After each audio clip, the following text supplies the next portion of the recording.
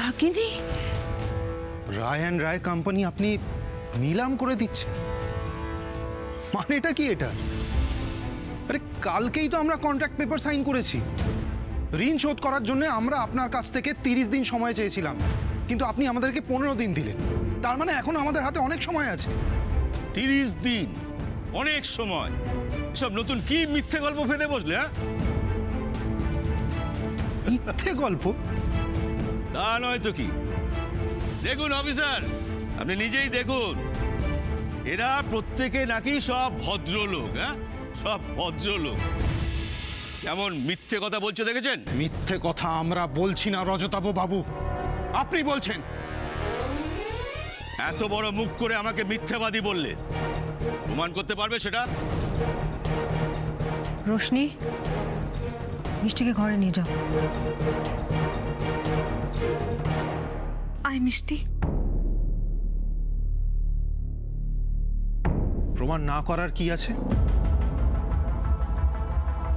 আপনি যখন আমাদের 30 দিনের বদলে 15 দিন সময় দিলেন, তখনই তো আমরা কন্ট্রাক্ট পেপারের ডেটটা চেঞ্জ করে 28শে এপ্রিল করলাম, আর তাতে আপনার আর বাবার দুজনেরই সই আছে। আপনি বোধহয় ভুলে যাচ্ছেন রজতাবু বাবু, ওই এগ্রিমেন্ট পেপার সই করার সময় উকিল ছিল সামনে।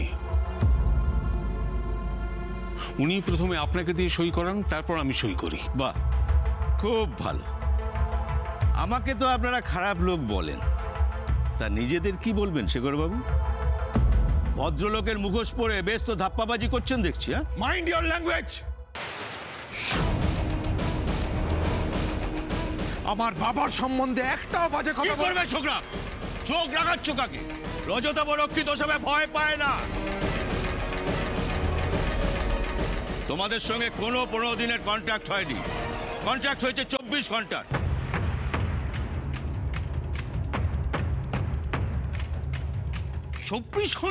হ্যাঁ, কন্ট্রাক্ট পেপারে লেখা আছে 24 ঘন্টার মধ্যে আপনারা আমার ঋণ শোধ করে দেবেন।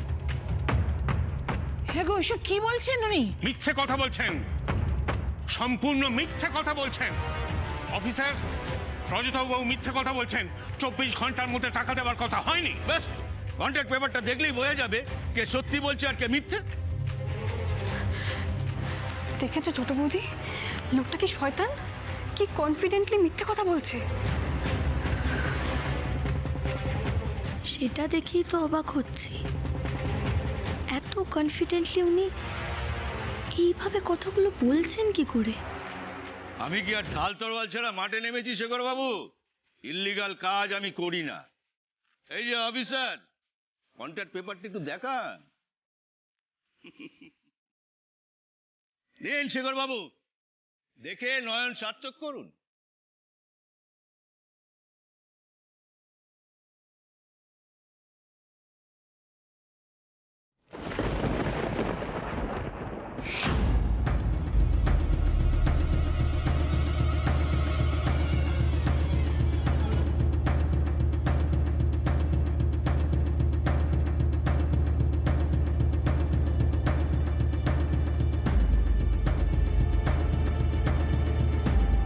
কি মিললো আমার কথা? না, মেলেনি। এসব মিথ্যে, জাল কন্ট্রাক্ট পেপার। এই সব দেখে আপনি আমাদের বিপদে ফেলার চেষ্টা করছেন। এই যে অফিসার, দেখুন, হাতে নাতে প্রমাণ পেয়েও গলার জোর একটুও কমেনি। চোরের মায়ের বড় গলা।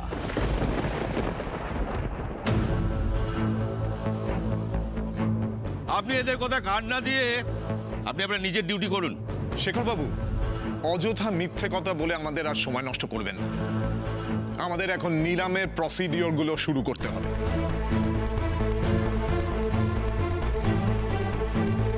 ওয়েট অফিসার, আপনারা আপনাদের ইচ্ছে মতো নিলাম শুরু করতে পারেন না। এই রজতাভ রক্ষিত মিথ্যেবাদী। আরে ওনার পক্ষে একটা সামান্য কাগজ অদল বদল করা কোনো কঠিন কাজ নয়। এই রজতাভ রক্ষিতকে আমি হাড়ে হাড়ে চিনি। এই যে ঝেগড়া, তখন থেকে খুব তেজ দেখাচ্ছ। হ্যাঁ, তোমার এই তেজ বেশিক্ষণ থাকবে না, হুস করে নিভে যাবে। এক মিনিট রজতাভ বাবু, এই কন্ট্রাক্টের সময় আমি উপস্থিত ছিলাম না ঠিকই, কিন্তু আমার দাদা যখন বলছেন ডেটে গন্ডগোল আছে তখন আছে, কারণ আমার দাদা মিথ্যে কথা বলেন না। সুরিশ সাক্ষী মাতাল এলেন। তোমার দাদা যে মিথ্যে বলছেন এটাই তার প্রমাণ। যার একটা কপি আমাদের কাছেও আছে।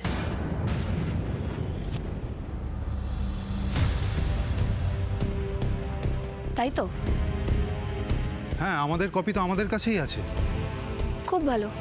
তাহলে ওই কপিটা দেখলেই তো বোঝা যাবে কে সত্যি বলছে আর কে মিথ্যে।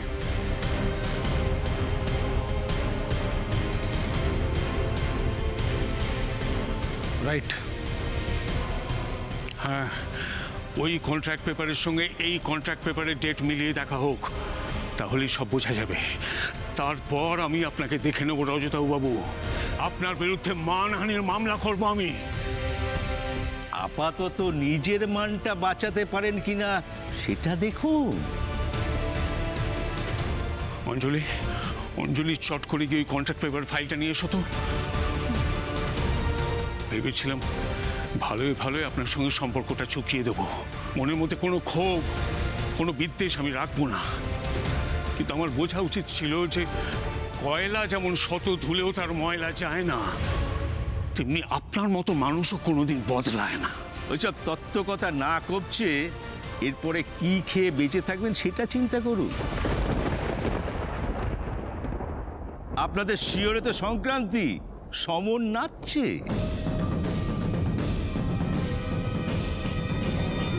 আগে ফাইলটা আসতে দিন, তারপর না হয় দেখা যাবে যে কার শিওরে কে নাচছে।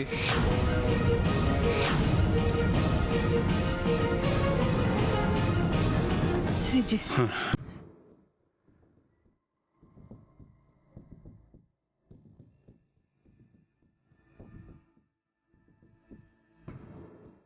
ওটা আমার হাতে দিন, আমি চেক করব। হ্যাঁ নিশ্চয়ই, আপনি দেখুন কি ডেট আছে। আর তারপর এও বলুন যে এই হ্যারাসমেন্টের জন্য ওই রজতাভ বাবুর বিরুদ্ধে আমাদের কি স্টেপ নেওয়া উচিত।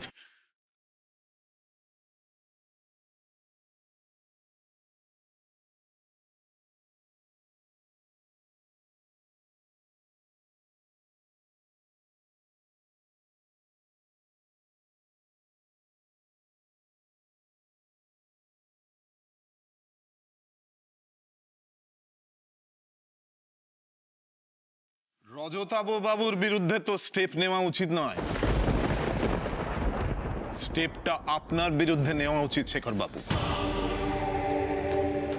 মানে মানে আপনাদের কপিতেও ডেডলাইন 15 এপ্রিলই রয়েছে।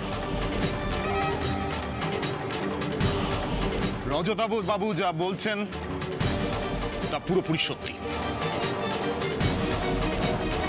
এসব আপনি কি বলছেন অফিসার? আপনিই দেখে নিন কি বলছি। শুধু ডেডলাইনই সেম নয়, আপনাদের দুপক্ষের সিগনেচারও এখানে রয়েছে।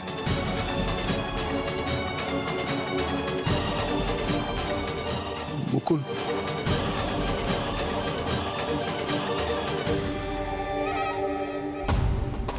কাকুমণি এটা দেখো। ঋষি, অসম্ভব অসম্ভব, এটা মিথ্যে, এটা মিথ্যে।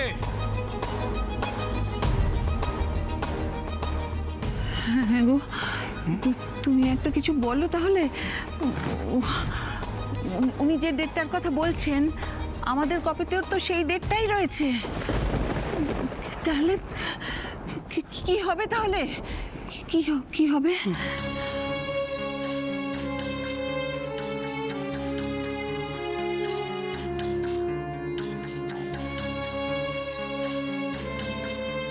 হ্যাঁ ঋষি, একটু ভালো করে ভেবে দেখ না বাবা।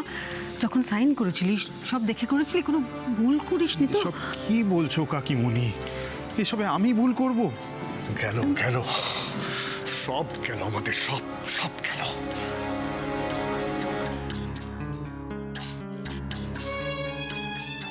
বাবা, কন্ট্রাক্ট পেপারটা তো তোমার আলমারিতেই ছিল তাই না? রাতারাতি চেঞ্জ হয়ে গেল কি করে ডেটটা? সেটাই তো আমি কিচ্ছু বুঝতে পারছি না। কি করে এটা সম্ভব? কিছুই আমার মাথায় ঢুকছে না অঞ্জলি। আমার মনে হয় ওই কন্ট্রাক্টটা করার সময় ওই ডেটটা তোমরা কি কোনো কারণে ভুল করেছিলে? মানে তা নয় তো, তো এটা কোনোভাবেই সম্ভব নয় তো এটা। অঞ্জলি, এত বড় ভুল আমরা করিনি। আমি নিজে সই করেছিলাম ওই ডেটের ওপর। প্রথমে 1 মাসের সময় নিয়ে একটা ডেট দেওয়া ছিল, তারপর সেটা ওনার কথা মতো চেঞ্জ করে 15 দিনের সময় নেওয়া হয়। আরে বাবা, উকিলবাবু নিজে হাতে করেছেন এই কাজটা, আমি নই। আর আগের দিন গেছি ওনার কাছে, আর সেটা আমি গিয়ে পরের দিনের সময় নিয়ে নেবো, তাই কি কোনো হয়? আমি কি উন্মাদ হয়ে গেছি নাকি? বছরের প্রথম দিন, বাড়িতে পুজো, এর মধ্যে কি অশান্তি ঠাকুর। দাদা, দাদা আপনার শরীর খারাপ লাগছে, আপনি বসুন, আমি জল নিয়ে আসি আপনার জন্য। না রাখিজি, এখন আমার শরীর নিয়ে আমি ভাবতে পারবো না। ঋষি এবার কি হবে? ইনি তো দেখছি হাট ঘাট বেঁধে নেমেছেন। আমি কিচ্ছু বুঝতে পারছি না দীপ। আমার মাথায় শুধু একটাই চিন্তা ঘুরছে, কন্ট্রাক্ট পেপারের ডেটটা চেঞ্জ হলো কি করে? কালকে আমাদের বাড়িতে বাইরে থেকে কেউ এসেছিল না? তাহলে এই জোচ্চুরিটা করলো কি?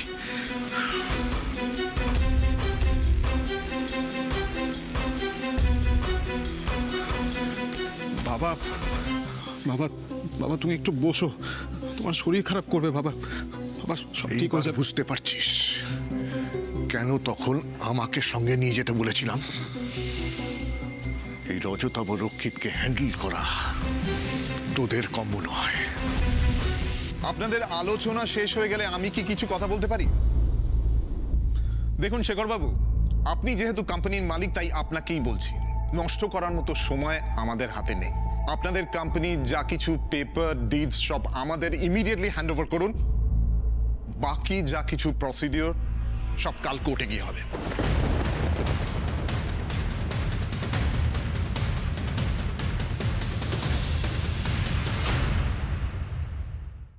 অফিসার, সবাই জানে যে শেখর রায় কোনোদিন কাউকে ঠকায়নি, আজও ঠকাবে না। আমরা সত্যি বলছি, ওই কন্ট্রাক্ট পেপারে নিশ্চয়ই কিছু একটা গন্ডগোল রয়েছে। হ্যাঁ অফিসার, প্লিজ প্লিজ আমাদেরকে কটা দিন সময় দিন, যে করে হোক ওনার আমরা এই ঋণ শোধ করে দেবো। কিন্তু প্লিজ এইভাবে হুট করে আমাদের কোম্পানি নিলামে তুলবেন না। অফিসার প্লিজ, আপনি একটা কথা বুঝুন না। ওই যে কন্ট্রাক্ট পেপারটা, ওটা তো কালকেই সাইন করা হয়েছে। আজকে কি করে সেটা ডেডলাইন হতে পারে বলুন তো? আরে বাবা, কোম্পানি যদি নিলাম হওয়ার থাকে তাহলে তো সবচেয়ে দুশ্চিন্তায় আমাদের থাকার কথা। মানে আমরা এভাবে এমনি নিশ্চিন্তে ঘুরে বেড়াচ্ছি। স্পষ্ট বোঝা যাচ্ছে যে এখানে জালিয়াতি করা হয়েছে। দেখুন, আমাদের এই মুহূর্তে যা ডিউটি করার তা তো করতেই হবে। আমাদের কাছে যা প্রুফ আছে তার বেসিসে আমাদের অ্যাকশন নিতেই হবে। হ্যাঁ, আপনাদের পাল্টা যদি কোনো উত্তর দেওয়ার থাকে তার জন্য কোর্ট আছে। অফিসার,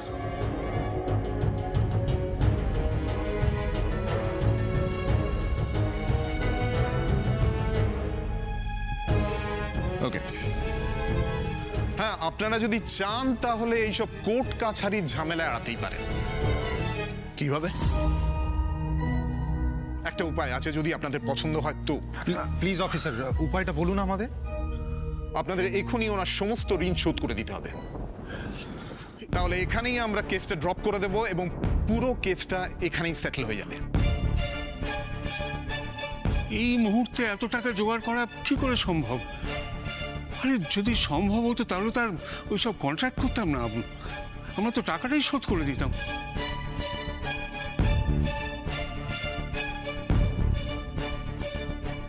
রজতবাবু প্লিজ, আমাকে আর কয়েকটা দিন সময় দিন। সরি শেখর বাবু, এই কয়েকটা দিন করে করে আমার কাছ থেকে অনেকগুলো দিন আপনারা নিয়ে নিয়েছেন। আর সময় দেওয়া যাবে না। যা ফয়সালা করা তা আজই করতে হবে, তবে এখনই। রজতবাবু আমাদের যা যা গয়নাগাটি আছে আমরা সব দিয়ে দিচ্ছি, আপনি নিয়ে নিন, কিন্তু প্লিজ এরকম একটা দিনে আমাদের এমনভাবে লক্ষ্যহীন করবেন না প্লিজ। প্লিজ প্লিজ রজতবাবু বাবু, আমি আপনার কাছে হাত জোড় করছি, আপনি আপাতত আমাদের যত গয়না, আমাদের সেভিংসে যা আছে সবটা নিয়ে আমাদের দয়া করুন, বাকি টাকাটা আমরা... দাঁড়ান দাঁড়ান দাঁড়ান, আচ্ছা আপনারা কি আমাকে মহাজন ভেবেছেন যে গয়নাগাটি দিয়ে শান্ত করার চেষ্টা করছেন? আর তাছাড়া আপনাদের ওই গয়নাগাটির দামই বা কত হবে? তাতে আমার একটা টেন্ডারের টাকাও শোধ হবে না। ওই রকম 18টা টেন্ডারের টাকা আমি আপনাদের কাছ থেকে পাই, এবং তার সবটা আজ এখনই আমার চাই, বুঝলেন কি না? তা না হলে রায় অ্যান্ড রায় কোম্পানি নিলাম হয়ে যাবে শেখর বাবু, রায় অ্যান্ড রায় কোম্পানি নিলাম হয়ে যাবে।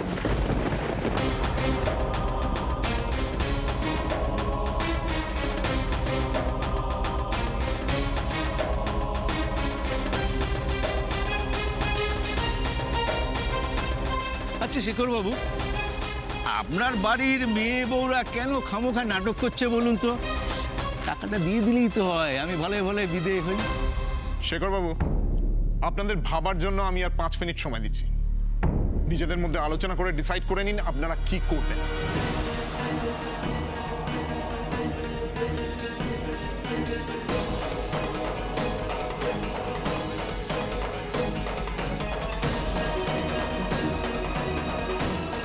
কি করবো কিছু তো বুঝতে পারছি না। দয়া করো সিদ্ধিদাতা, কিছু একটা উপায় করো ঠাকুর।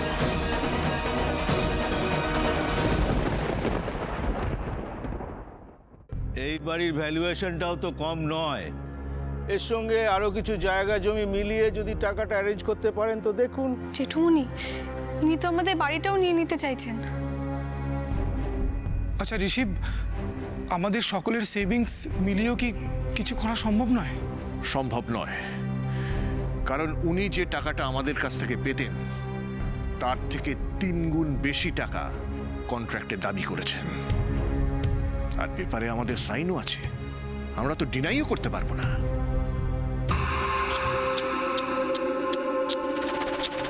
হায় রে, গোটা রায় পরিবারকে এবারে পথে বসতে হবে। হ্যাঁ বাবা, একটা উপায় আছে। কি উপায় রে? তুমি আমাকে যে 20 বিঘা জমি দিয়েছিলে না বারাসাতে, আমরা তো ওটা দিয়ে রজতাভ রক্ষিতের ঋণ শোধ করতে পারি। কি বলছিস তুই বকুল? বাবা, আমি ঠিক বলছি। আমাকে কাকুমণি বলেছিলেন যে ওই জমির দাম নাকি অনেক, ওই জমিটা দিয়ে দিই, তাহলেই তো ঝামেলা মিটে যায়। না বকুল, ওটা তোর উপহার, চরম দুর্দিনেও আমি ওটা তোর কাছ থেকে নিতে পারবো না। তুমি আমার কাছ থেকে নিচ্ছ না, আমি তোমাকে দিচ্ছি। বাবা, মেয়ের জিনিসে বাবার কি কোনো অধিকার নেই? বকুল প্লিজ বাবা, দেখো আমাদের পরিবারের এই চরম দুর্দিনে যদি ওটা কাজে না আসে তাহলে আর কবে কাজে আসবে? বাবা, বকুল যখন নিজে এত করে বলছে তখন ওই জমিটা তুমি রজতব রক্ষিতকে দিয়ে ওনাকে বিদায় করো। জেঠুমনি, ছোট বৌদি তো ঠিক কথাই বলছে, বলো। দাদা, বকুল যখন বলছে তখন মেনে নিন। ব্যবসা বাঁচলে ওরকম জমি তুমি কত কিনে দিতে পারবে বকুলকে? মেয়ে তার সঞ্চয় দিয়ে পরিবারকে বাঁচাতে চাইছে তো। বাবা প্লিজ সময় নষ্ট করো না, ওই জমিটা দিয়ে দিই, রজতাভ রক্ষিতের ঋণ শোধ হোক, প্লিজ বাবা। কোন জমি বকুল?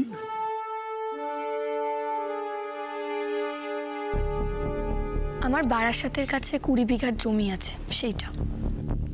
কোন জমিটা বলো তো? বর্ডার আর নদীর পাশে, খুব ভালো পজিশন ওই জমিটার। ও বুঝেছি বুঝেছি। তা জমিটা এখন কার নামে আছে? আমার নামে। তোমার নাম? ওই জমি? হ্যাঁ, ওই জমিটা দিয়ে আপনার ঋণ শোধ করব আমরা।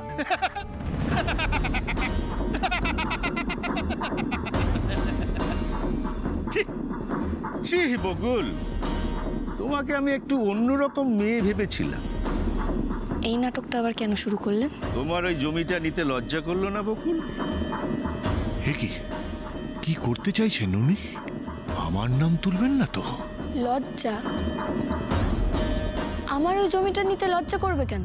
বাবা, এমনিতে তো বাবাকে নিয়ে প্রচুর লাফালাফি করো, আর এটাও জানো না বারাসাতের ওই জমিটা তোমার বাবা অনিমেষ সান্যালের খুনির।